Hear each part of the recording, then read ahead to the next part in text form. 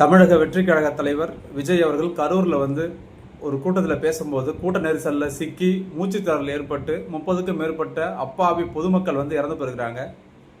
இதில் நான் விஜயையோ ஆளும் அரசாங்கம் திமுகவையோ அல்லது காவல்துறையோ யாரையுமே நான் குறை சொல்ல விரும்பவே கிடையாது. இது முழுக்க முழுக்க இது பொதுமக்கள். நம்ம அந்த கூட்டத்துக்கு போனீங்க இல்லையா, குழந்தைங்கள்லாம் கூட்டு போனீங்கல்ல, 30 பேருக்கு மேலே இறந்துருக்குறாங்க. அதில் 5 வயசு குழந்தை இருக்குது, 10 வயசு 12 வயசு குழந்தை, ஆண் குழந்தை பெண் குழந்தை தான் இருக்குது. என்ன பாவம் பண்ணுச்சு அதெல்லாம். நீங்கள் பார்க்க போகிறீங்க, விஜயை பார்க்க போகிறீங்க, ஒரு ரசிகராக போகிறீங்கன்னா நீங்கள் போங்க.